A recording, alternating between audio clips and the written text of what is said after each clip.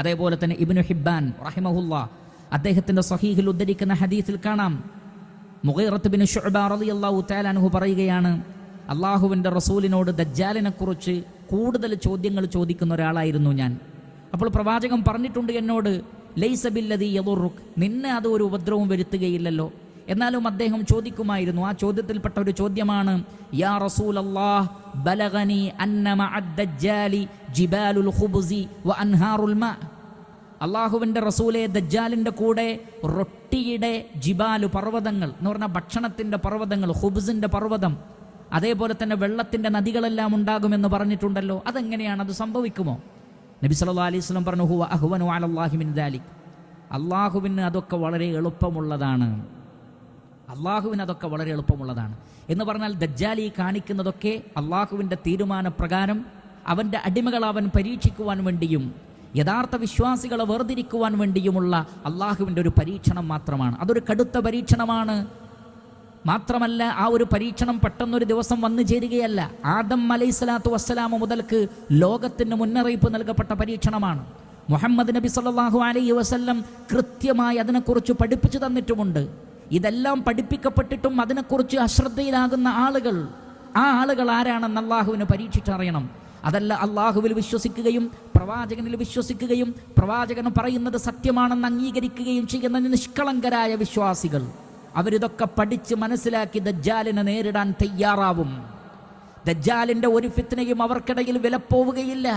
അവർ പറയും, അള്ളാഹുവിൻ്റെ റസൂൽ നിന്നെക്കുറിച്ച് ഞങ്ങൾക്ക് പറഞ്ഞു തന്നിട്ടുണ്ട്, ഞങ്ങളത് പഠിച്ചു വെച്ചിട്ടുണ്ട്, അതുകൊണ്ട് നിന്റെ ഫിത്നയുമായി ഞങ്ങളുടെ അടുത്ത് വരണ്ട, അത് വിലപ്പോവുകയില്ല എന്നവർ പറയുമെന്നാണ്. അതുകൊണ്ട് തന്നെ അവർക്ക് ആ ഫിത്നയിൽ ഒരിക്കലും അവർ അകപ്പെടുകയില്ലെന്ന് അള്ളാഹുവിൻ്റെ റസൂൽ. എന്നാൽ ഇതൊന്നും പഠിക്കാതെ മനസ്സിലാക്കാതെ, ഇതൊന്നും അങ്ങനെ ഒരു ശരിയായ കാര്യമൊന്നുമല്ല, ഇതൊക്കെ ഖുറാഫാത്താണ്, ഇതൊക്കെ കെട്ടുകഥകളാണ്, സങ്കല്പങ്ങളാണ്, യാഥാർത്ഥ്യമുണ്ടാവുകയില്ല എന്നൊക്കെ പറഞ്ഞുകൊണ്ട് ചില ആളുകൾ തള്ളുകയാണ്. വേറെ ചില ആളുകൾ പറയുന്നത് ഈ പറഞ്ഞ ഹദീസുകളൊക്കെ ശരിയാണ്, പക്ഷെ അതൊക്കെ ഒരു മേജിക്കായിരിക്കും, അതിൽ ഒരു യാഥാർത്ഥ്യമൊന്നും ഉണ്ടാവില്ല എന്നാണ്, ഒരു യാഥാർത്ഥ്യവും അതിനുണ്ടാവുകയില്ല എന്നാണ്. എന്നാൽ മഹാനായ അല്ലാമ ഇബ്നു കസീർ റഹ്മഹുല്ലാ ഈ ഒരു സാഹചര്യത്തിൽ അപ്രകാരം ഇത്തരം ഹദീസുകളെ നിഷേധിക്കുന്നവർക്കും ഇനി ഹദീസിനെ അംഗീകരിച്ചിട്ട് തന്നെ അതിനെ ദുർവ്യാഖ്യാനിക്കുന്ന ആളുകൾക്കുമെല്ലാം അദ്ദേഹം നൽകുന്ന മറുപടി കൂടി പറഞ്ഞുകൊണ്ട് തൽക്കാലം ഇന്നത്തെ ദർസ് നമുക്ക് അവസാനിപ്പിക്കാം. അദ്ദേഹം അൽ ബിദായ വൻ നിഹായ എന്ന ചരിത്രം രേഖപ്പെടുത്തിയ വിഖ്യാതമായ അല്ലാമ ഇബ്നു കസീർ റഹ്മഹുള്ളയുടെ ഗ്രന്ഥത്തിൽ അദ്ദേഹം പറയുന്നു, വല്ലദീ യദ്ഹറു മിനൽ ഹദീസിൽ മുതഖദ്ദിമതി, നേരത്തെ ഉദ്ധരിച്ച, നാം നേരത്തെ സൂചിപ്പിച്ച ഹദീസുകളൊക്കെയാണ്.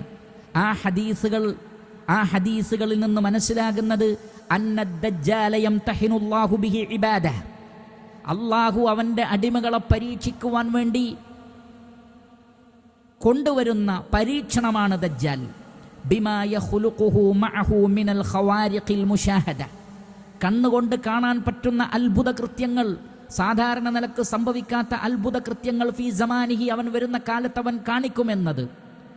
അത് കമാ തഖദ്ദമ അന്ന മൻ ഇസ്തജാബ ലഹു യഅ്മുറു السماء ഫതുംതിറുഹും വൽ അർള ഫതുൻബിതു ലഹും സറഅൻ തഅകുലു മിൻഹു അൻആമുഹും വഅൻഫുസുഹും വതർജിഉ ഇലൈഹിം മവാശീഹിം സിമാനൻ ലബന ومن لا يستجيب له ويرد عليه أمره تصيبهم السنة والجدب والقحط والغلة وموت الأنعام ونقص الأموال والأنفس والثمرات وأنه يتبعه كنوز الأرض كيعاسيب النحل. അദ്ദേഹം പറയുകയാണ്, നേരത്തെ പറഞ്ഞ ഹദീസിലുള്ളതുപോലെ അവൻ വിളിക്കുമ്പോൾ അതിന് ഉത്തരം നൽകുന്ന നാട്ടുകാർക്ക് അവൻ മഴ വർഷിപ്പിച്ചു കൊടുക്കും, കന്നുകാലികളിൽ വർധനവുണ്ടാകും. എന്നാൽ അവനിൽ വിശ്വസിക്കാത്ത ആളുകൾക്ക് പ്രയാസങ്ങളുണ്ടാകും, അവരുടെ കന്നുകാലികൾ ക്ഷാമം കൊണ്ട് മരിച്ചു പോകും, അവർക്ക് പട്ടിണിയുണ്ടാകും. ഭൂമിയിൽ നിന്ന് കുനൂസുകൾ, ഖജനാവുകൾ അവൻ്റെ പിന്നാലെ കൂടും എന്ന് പറഞ്ഞ ഹദീസുകളെല്ലാം തന്നെ. അതേപോലെ തന്നെ വഅന്നഹു യഖ്തുലു ദാലിക ശാബ്ബ സുമ്മ യുഹീഹ്, ഒരു യുവാവിനെ, ചെറുപ്പക്കാരനെ കൊന്നിട്ട് പിന്നീട് അവനെ ജീവിപ്പിക്കും. വഹാദാ കുല്ലുഹു ലൈസ ബിമഖ്റഖഹ്, ഇതൊന്നും ഒരു മഖ്റഖത്തല്ല, തോന്നലുകളല്ല, മേജിക്കുകളല്ല, ജൽപ്പനങ്ങളല്ല, ബല്ലഹു ഹഖീഖഹ്, അതിനൊക്കെ യാഥാർത്ഥ്യമുണ്ട്. ഇംതഹനല്ലാഹു ബിഹാ ഇബാദഹു ഫീ ദാലിക സമാൻ, അക്കാലഘട്ടത്തിലെ ജനങ്ങളെ പരീക്ഷിക്കാൻ വേണ്ടി അള്ളാഹു കൊണ്ടുവരുന്നതാണത്. ഇതിന് ഹഖീഖത്തുണ്ട്. എന്ന് മനസ്സിലാക്കുക. ഫയുദില്ലു ബിഹി കസീറ വയഹ്ദി ബിഹി കസീറ. ധാരാളം ആളുകളെ അവനിലൂടെ അള്ളാഹു വഴിതെറ്റിക്കും. ധാരാളം ആളുകളിലൂടെ സന്മാർഗത്തിലും ആളുകൾ വരും. അള്ളാഹു പരീക്ഷിക്കുകയാണ് മനുഷ്യനെ. അറിവും ഇൽമും ഈമാനും ഇഖ്ലാസുമുള്ള ആളുകൾ അള്ളാഹു പരീക്ഷിക്കുകയാണ്. യക്ഫുറുൽ മുർതാബൂൻ, സംശയാലുക്കൾ നിഷേധിക്കും.